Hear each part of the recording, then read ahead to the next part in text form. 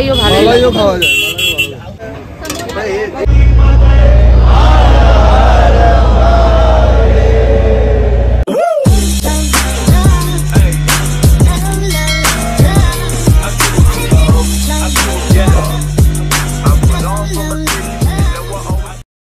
Hello everyone, welcome back to our channel Stupid Box। যেদিন বারাণসী পৌঁছাই সেদিন রাতে আর কোথাও বেরোইনি, সকালবেলা উঠে স্নান টান করে একবারে বেরিয়েছিলাম। এসেছিলাম সবার প্রথমে আশি ঘাটে। এই যে এটা হলো আশি ঘাট। প্রত্যেকদিন ভোর 5:30টা নাগাদ গঙ্গা আরতি হয় এই আশি ঘাটে। আমরা যদিও ভোরের আরতি দেখতে আসিনি, আমরা এসেছিলাম বেশ অনেকটাই বেলাতে। যেহেতু প্রথমবার বারাণসী আসা, কোনো কিছুই সঠিকভাবে আমাদের ইনফরমেশন ছিল না, জানা ছিল না, তো নেক্সট টাইম যখন আসবো অবশ্যই আসবো, তখন প্রত্যেকটা যা যা এবারে মিস করে গেছি সবকিছু করবো আর আপনাদের সাথে অবশ্যই শেয়ার করব। ঘাটে সেই প্রথমে সবাই একটু চা বিস্কিট খেয়ে নিয়েছিলাম, তারপরে বেরিয়ে পড়েছিলাম বোট রাইড। আমরা একটা বোট ভাড়া করেছিলাম যেখানে আমরা 9 জনই শুধু যাব, আর কেউ যাবে না। তবে আপনারা চাইলে এরকম লঞ্চে করে পার হেড টাকা দিয়েও যেতে পারেন। ওখানে পার হেড 300 টাকা করে নিচ্ছিল, একটু কম বেশিও হতে পারে। কিন্তু এরকম বোট ভাড়া করলে সেটার ভাড়া কিন্তু আবার পার হেডে নয়, ওটা একেবারে ওরা একটা অ্যামাউন্ট বলে যেটা দিয়ে আপনাকে ওই বোটটাকে ভাড়া করতে হবে।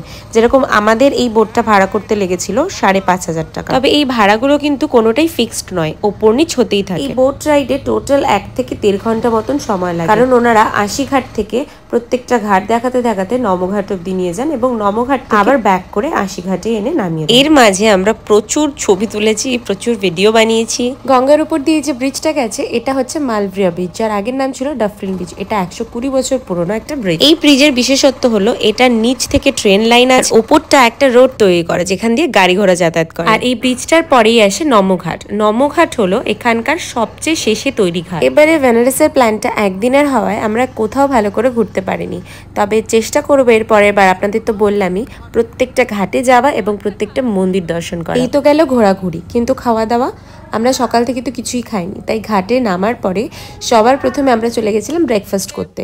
প্রথমেই আমরা নিয়ে নিয়েছিলাম বারাণসীর ফেমাস কচৌরি চাট, আর সাথে নিয়েছিলাম মাখন মালাই আর রাবড়ি লস্যি। এগুলো শুধু দেখতেই এরকম লোভনীয় ছিল না, এগুলোর টেস্টও ছিল উফ, স্বর্গীয় ফিলিং। সময় কম থাকার এখানকার যে ফেমাস দোকানগুলো সেগুলো তো হয়তো যেতে পারেনি, তবে 80 ঘাটের এগুলো মন্দ ছিল। কিন্তু বানারসি পান তো আর খাওয়া হলো না, তাই হোটেল ফিরে এখানেরই একটা দোকান থেকে বানারসি পান নিয়ে এসে সেটাই ট্রাই করেছিলাম। এরপর আমরা বেরিয়ে গেছিলাম দাসা সমেত ঘাটের দিকে। এটা হলো গদুলিয়া চক, আর এটার ঠিক রাইট সাইডে রয়েছে একটা পার্কিং পয়েন্ট, যেখানে 2 হুইলার পার্ক করলে 3 ঘন্টায় 20 টাকা নেয়। তারপর যদি 1 ঘন্টা করে ক্রস করে তাহলে পার ঘন্টা 10 টাকা করে, আর পার হেলমেট 10 টাকা করে। আমরা যেহেতু লাগেজ প্যাক করে একবারে বেরিয়েছিলাম, তাই লাগেজও আমরা জমা রেখেছিলাম, তবে লাগেজের জন্য ওরা কোনো বিল দেয়নি, সেটার জন্য ওরা নিয়েছিল 50 টাকা। তবে এই সুবিধা থাকায় আমরা নিশ্চিন্তে ওখানে গঙ্গা আরতি দেখতে পেরেছিলাম। আমরা ঘাটে পৌঁছাই 5:45 নাগাদ, কিন্তু তিল ধরানোরও জায়গা ছিল না। এরপর আমরা লঞ্চের 2টো সিট বুক করি, যেটাতে বসে আমরা গঙ্গা আরতি দেখতে পারবো, আর আরতির পর আমাদের প্রত্যেকটা ঘাট ঘুরেও দেখাবো। আর রাতের বেলা এই ঘাটগুলো ঠিক কেমন দেখতে লাগে গঙ্গা থেকে সেটারও দেখার ইচ্ছা ছিল। আপনারা চাইলে শুধু আরতি দেখার জন্য সিট বুক করতে পারেন। যদি 4:30-5টা নাগাদ আসেন খুব ভালো, সিটিতে বসে একদম সামনে থেকে আরতি দেখতে পারবেন, কোনো টাকা লাগবে না। বোটগুলোতে পার হেড নিচ্ছিল 1 থেকে 200 টাকা শুধু আরতি দেখার জন্য, আর যদি ঘোরেন তাহলে 300 থেকে 500-র উপরে। মানুষের মাথাগুলো দেখতে পাচ্ছেন, পুরো গিজগিজ করছে। এত লোক শুধু এখানে নয়, প্রত্যেকটা লঞ্চে প্রত্যেকটা সিট বুক, প্রত্যেকটা ছোট ছোট বোট, ইভেন পিছনে যে বিল্ডিং গুলো দেখতে পাচ্ছেন সেগুলোর প্রত্যেকটা ব্যালকনি, ছাদ, প্রত্যেকটা জায়গায় লোক বুক করেছে টাকা দিয়ে সিট বুক করে আরতি দেখছেন। এখানে মোট 7টা আরতি হয়।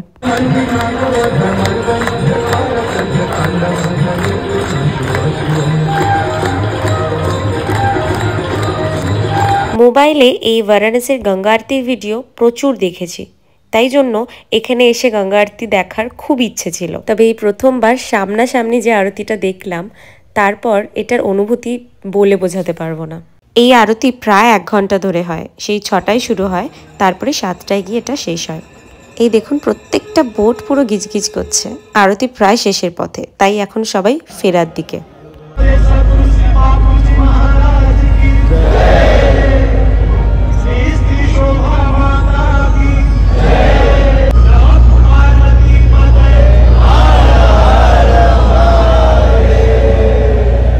এবার আপনারাই বলুন, দিল না গায়ে কাটা? আরতির শেষে বোট বেরিয়ে পড়ল গঙ্গা ভ্রমণে। ব্যাস আমরাও তৈরি।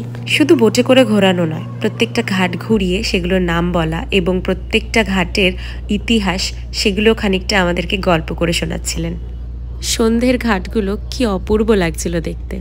এটা হলো রাজাঘাট, যেখানে ঘাতক মুভির শুটিং হয়েছিল। শুধু ইতিহাস বললে ভুল হবে, এখানে কোন ঘাটে কোন মুভি শুটিং হয়েছিল সেগুলো ওনারা বলে দিচ্ছিলেন। ওপাশে ওনারা দেখানোর পরে আবার দশাশ্বমেধ ঘাট থেকে মণিকর্ণিকা ঘাট অব্দি ওনারা নিয়ে গেছে। এই যে সামনে যে দেখতে পাচ্ছেন, এটা হলো কাশী বিশ্বনাথ মন্দিরের মেন গেট, ঠিক তারপরই মণিকর্ণিকা ঘাট। এবারে কোনো ঠাকুরের দর্শন তো হলো না ঠিক, তবে নিশ্চয়ই এর পরের বার হবে। তাই আসার সময় একটা প্রদীপ ভাসিয়ে এসেছি মা গঙ্গার কাছে। আজকের দিনটাও শেষ, এবার বাড়ি ফেরার পালা। তখন বাজে রাত 9:30। ব্যাগ ফ্যাগ তো পার্কিং এ ছিল, ওখান থেকে নিয়ে বেরিয়ে পড়লাম বাড়ির উদ্দেশ্যে। রাস্তায় ডিনার সেরে নিলাম একটা ধাবাতে, রুটি, ডিমের অমলেট, একটু আলু ভাজা। এরপর বাড়ি কখন পৌঁছালাম, রাস্তায় কি কি হলো, এগুলো জানতে হলে নেক্সট ভিডিওটা দেখতে হবে। তার জন্য চ্যানেলটাকে সাবস্ক্রাইব করতে হবে। আর আজকের ভিডিও ভালো লাগলে লাইক করে দেবেন, শেয়ার করে দেবেন। দেখা হচ্ছে নেক্সট ভিডিওতে। Till then, tata.